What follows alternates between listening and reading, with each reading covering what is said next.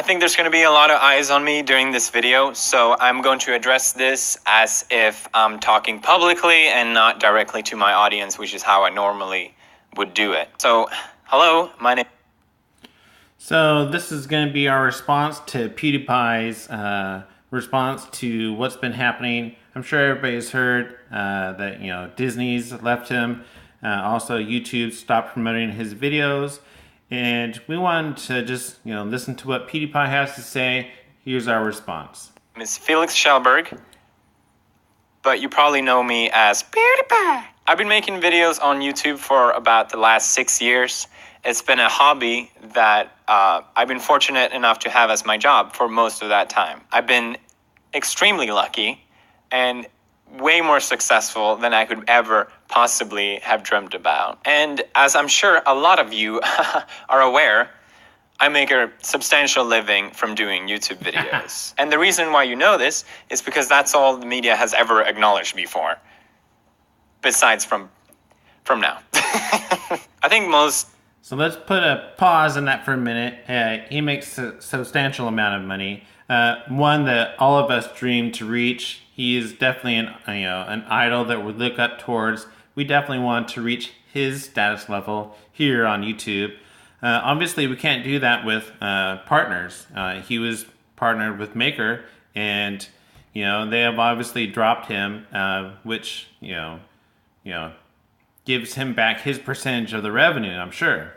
Internet personalities can agree with me that the media generally doesn't like us very much. Variety, for example, posted in 2013, "If PewDiePie is YouTube's top talent, we are all doomed." That was sort of my introduction to the media. This is in 2013. And although I don't think I understood it at the time, I think what this article shows more than anything, old school media does not like internet personalities.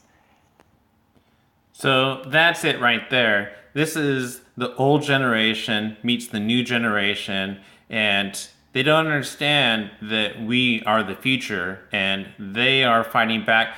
So here comes in the dilemma. How does the new generation earn revenue from, breaking out of the older generation conundrum? Because they're scared of us. We have so much influence and such a large voice, and I don't think they understand it, and that's why they keep this approach to us. I actually did an interview in 2014 with the Wall Street Journal, and before then I didn't really do mistake right there. Interviews because of this. But I thought, hey, Wall Street Journal, that's a well-respected news outlet. That would be a great way for people to finally hear about my story. And Wall Street Journal, they've been taking people's money left and right fraudulently for years. They get you signed up for a Wall Street Journal subscription, and then you try and get out of it. You can't get out of it. It's very difficult, and it's all just a bunch of information that's useless anyway. Maybe I'm a little biased, but I think my story is kind of interesting. I'm completely self-made, and I managed to become really successful. And I thought, hey, maybe that's something worth celebrating, but no, it always just comes back to the money. Which is funny because that's something I've never showed in anyone's face. So he has a key word right there. It always comes back to the money. How is the YouTube community going to earn revenue and get out from the umbrella of this, media giants that control pretty much everything, right? Disney, Wall Street Journal. How are we going to succeed and continue doing the things that we love? I mean, I've only started my channel for the last 2 months now. And definitely, I wouldn't have been able to do it if I didn't have other sources of revenue. But I have other sources of revenue, so now I can figure out, all right, hey, what can I do with this YouTube thing? So, I jumped into the game. But here, he's saying something key. It's people shoving their faces in mine. I never flaunted with any of it because I have generally very little interest of it. And there you go. That's the title. Wall Street Journal, YouTube's biggest draw, plays games, earns $4 million a year. Money is really all I've ever been acknowledged for. And I'm not saying this to put me on a pedestal. I'm just saying this to show an example.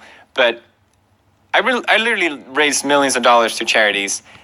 That's rarely ever spoken about. Now, over the years of me doing YouTube, I become less and less tolerant of the media and what they're saying. If there's anything I learned about the media from being a public figure, is how they blatantly misrepresent people for their own personal gain, even viciously attack people just to further themselves. And if you watch my channel closely, you can tell that it's something that I've really been fighting back on lately. I literally said the media is stupid and that clickbait media is a huge problem because all they really need is a strong title. That's all that really matters. And the more I punch back, plus the clickbait is kind of getting too repetitive and too redundant, where people are kind of getting sick of clickbait posts. The more I get back as well is something that I noticed. I'm just a guy. It's literally just me. There's not a producer out there hiding behind the wall. There's no writer. There's no camera guy. So what am I supposed to do about this? Well, I make fun of it. This year, I said to myself I was going to be more honest. I'm not going to keep smiling to the media. I'm going to be more open about things. And I knew there was going to be a price to pay for that. I thought, you know what? It's worth it. I've been successful. I can take it. And here we are. Here we are. Disney severs ties with YouTube star Pewdiepie after anti-Semitic post. Now, basically, I'm sure as you already know, the article came out from the Wall Street Journal. Of course, everybody knows because of Disney, they're definitely, a part of the, basically accusing me of being an anti-Semite. I want to address the biggest issue first, which I think is the whole guys holding up the sign thing. I'm sure you've seen it. It's been everywhere. A lot of people loved the video, and a lot of people didn't. And it's almost like two generations of people arguing whether this is okay or not. But regardless of that, I just wanted to reiterate that my intention was just to show how stupid the website is and how far you can push it by paying $5. I am sorry for the words that I used. As I know they offended people. I love Fiverr. And I admit that the joke itself went too far. I do strongly believe that you can joke about anything, but I also believe that there's a right way and not the best way to joke about things. And I love to push boundaries, but I would consider myself a rookie comedian. And I've definitely made mistakes like this before, but it's always been a growing and learning experience for me, and it's something that I actually learned to really appreciate. And I think this whole situation has definitely been that for me, and it's something that I'm going to keep in mind moving forward. So Wall Street Journal, a well-known, respected news outlet, posted that I, during the past 6 months, have made 9 videos that have anti-Semitic messaging in it. I heard about this before the story came out, and I thought, this is absurd. Wait, sorry, was that Wall Street Journal or The Sun? I didn't quite. It was The Sun. I didn't quite get that. How is this news? This is insane. So basically, they went to the biggest brands that I work with, Disney and YouTube, and they pushed them to the corner and said, "Hey, what do you think about this? Hate?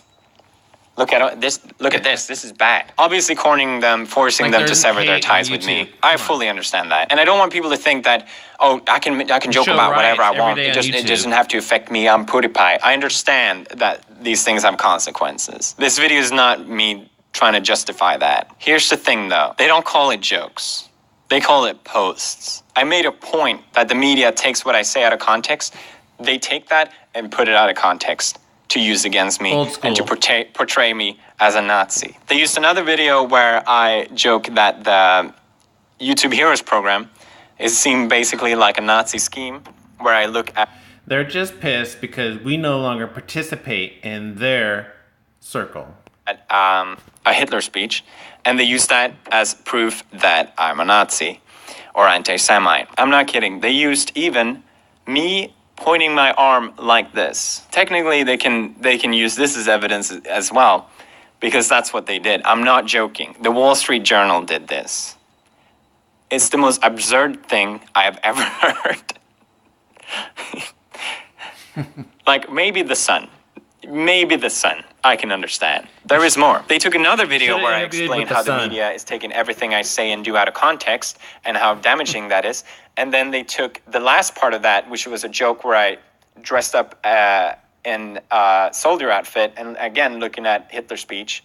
They took that part. They ignored the whole part about me talking about context, and they took that part and put it out of context. They took parts where in my game other people created swastikas, and my title of that video is "Stop doing this." Stop doing this. That's basically what I said. Stop making swastikas in my game. They took that as evidence against me. This whole thing is not a post.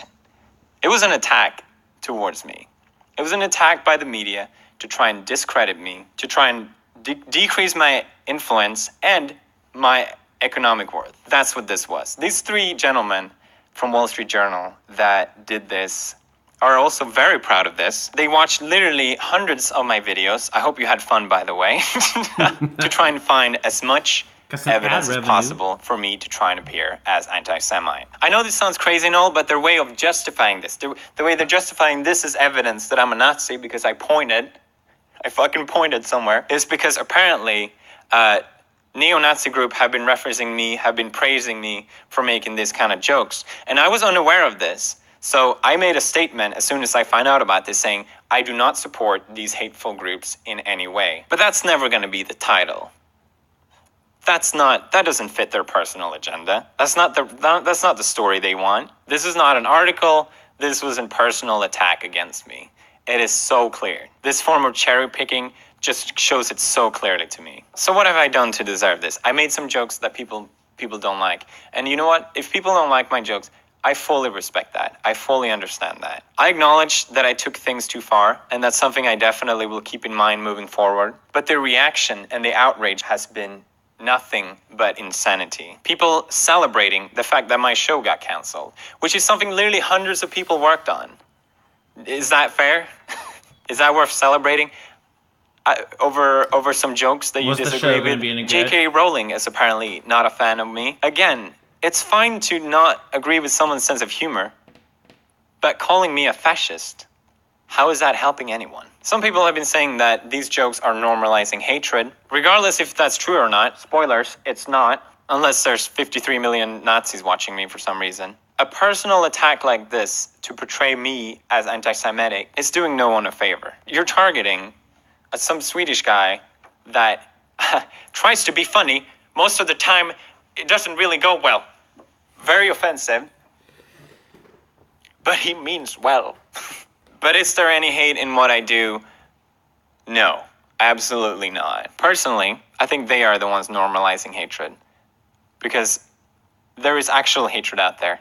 I'm just pointing with my hand. Calm down. There's actual hatred out there. There's actual issues. Instead of celebrating my show getting canceled, why don't we focus on that instead? Why don't we focus on some real issues? Why is that the way to approach things in 2017? I'm still here. I'm still making videos. Nice try, Wall Street Journal. Try again, motherfuckers. Yeah. Finally, again. I want to give the warmest thanks